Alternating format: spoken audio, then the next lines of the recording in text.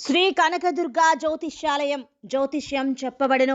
ప్రేమ సమస్యలు, పెళ్లి సమస్యలు, భార్యాభర్తల గొడవలు, విద్య, ఉద్యోగం, వ్యాపారం, కుటుంబ ఆర్థిక సమస్యలు, నరదిష్టి, నరఘోష సమస్యలు, సంతాన సమస్యలు, స్త్రీ పురుష వశీకరణం, గ్రహ సమస్యలు, బాలగ్రహ పీడకలలో ఎటువంటి సమస్యలకైనా 100% పరిష్కారం చేయబడును. అన్ని విషయాలు ఫోటో చూసి ఫోన్లో స్వయంగా చెప్పబడును. గురువు గారికి నమ్మకంతో కాల్ చేయండి. గురూజీ రామరాజు 9000442025.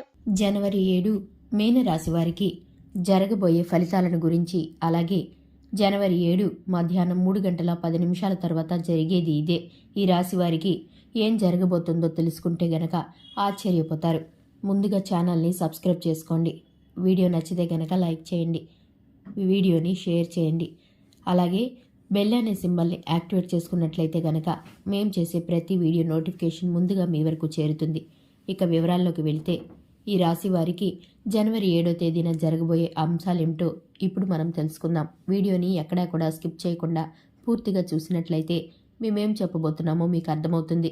జనవరి 7 మధ్యాహ్నం 3 తర్వాత ఈ రాశి వారికి ఏం జరగబోతుంది అనేటువంటి సందేహం, పూర్తిగా ఈ వీడియోలో దానికి సంబంధించిన వివరాలను అయితే చెప్పబోతున్నాం. వీడియోని ఎక్కడా కూడా స్కిప్ చేయకుండా చూడండి. చాలా మంది శనీశ్వరుడు అంటే భయాందోళనకి గురవుతూ ఉంటారు. ఎటువంటి భయం కూడా శనీశ్వరుడి గురించి ఆలోచించిన అవసరం లేదు. ఈ రాశి వారికి శనిదేవుడి యొక్క అనుగ్రహం ఎంతగానో ఉంటుంది. ఏదైనా దాన ధర్మాలు చేసినా, మూగ జీవులకి ఆహారం దానం చేసినా, ప్రతి శనివారం నవగ్రహాల దగ్గర పూజలు చేసినా ఫలితం ఇంకా బాగుంటుంది. ఈ రాశి వారికి వ్యక్తిత్వం చాలా మంచిది. దాన ధర్మాలు అధికంగా చేస్తూ ఉంటారు. ఈ రాశిలో జన్మించినటువంటి కొంతమంది వ్యక్తులు ఎక్కువగా దాన ధర్మాలని చేస్తూ ఉంటారు. అంతేకాదు, ఈ రాశిలో జన్మించిన వ్యక్తులు దాన ధర్మాలని చేయటం వల్ల వీరి జీవితంలో ఉన్నత స్థాయికి వెళతారు. కొంతమంది రాశి జాతకులు దాన ధర్మాలు అస్సలు చేయరు. దాన ధర్మాలను చేయటానికి ఇష్టపడండి. కొంతమంది అనుకుంటూ ఉంటారు, మా దగ్గర ఏమీ లేదు, మేము ఎలా దానం చేస్తామండి అని. దానం అనగానే లక్షల కోట్ల ఆడంబరాలకు వెళ్ళి ఖరీదైన వస్తువులు దానంగా ఇస్తేనే దానం కాదు. మనస్ఫూర్తిగా మన దగ్గర ఉన్న దాంట్లో ₹1 అయినా మనస్ఫూర్తిగా ఇతర వ్యక్తులకు దానం చేయటం వల్ల వారికి కష్టం తీరుతుంది. భగవంతుడు దాన్ని చూస్తాడు. మీకు దాని ద్వారా అదృష్టం అనేది వస్తుంది. ఎవరికైనా పేదవారికి దానంగా అప్పుడప్పుడు ఇస్తూ ఉండడం వల్ల వారి సమస్యలు సమసిపోతాయి. అలాగే వాటితో పాటుగా మీకు కూడా ఆ భగవంతుని యొక్క అనుగ్రహం, ఆ శనిదేవుని యొక్క అనుగ్రహం మీపై పడుతుంది. దృష్టి దోషాలు తొలగిపోతాయి, నవగ్రహాలు శాంతిస్తాయి. అప్పుడు మీకు అదృష్టం కలిసి వచ్చి ధనవంతులుగా మారిపోతారు. ఇప్పటి వరకు పడినటువంటి సమస్యలు కానీ, బాధలు కానీ, ఆర్థిక కష్టాలు ఏవైతే ఉంటాయో అవన్నీ పూర్తిగా తొలగిపోతాయి. ఈ రాశి వారికి ప్రతి సమస్య కూడా తొలగిపోయే అనుకూలమైన సమయం కనిపిస్తుంది. ఈ రాశివారు లక్ష్మీదేవి యొక్క అనుగ్రహం వీరిపై ఉంటుంది. ఉద్యోగపరంగా చేస్తున్నటువంటి ప్రయత్నాలు ఫలిస్తాయని చెప్పుకోవచ్చు. అంతేకాదు, నూతనంగా ఎవరైనా సరే వ్యాపారాన్ని మొదలు పెట్టాలి అనుకున్నట్లయితే గనక, నూతనమైనటువంటి పనులను ప్రారంభించాలి అనుకున్నా కూడా అదృష్టదాయకంగా మారబోతుంది, లాభదాయకంగా ఉండబోతోంది. నష్టాల నుండి బయటికి వస్తారనే చెప్పుకోవచ్చు.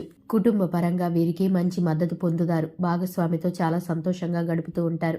దైవ సందర్శనం కోసం అని ఆలోచిస్తూ ఉంటారు, కానీ కొన్ని ఆటంకాలు ఏర్పడుతూ ఉంటాయి. అయినా కూడా మీకు సమయం అనుకూలంగా ఉంది. భార్యాభర్తలు చాలా సంతోషంగా ఉండటంతో పాటు దేవాలయాలను సందర్శిస్తూ ఉంటారు. దాంపత్యంలో ఉండే కొన్ని రకాల సమస్యలు అనేవి తొలగిపోవడానికి అనుకూలంగా ఉందని చెప్పుకోవచ్చు. అంతేకాదు, ఈ రాశిలో జన్మించినటువంటి ఆడవారు చాలా ప్రశాంతంగా గడిపివేస్తూ ఉంటారు.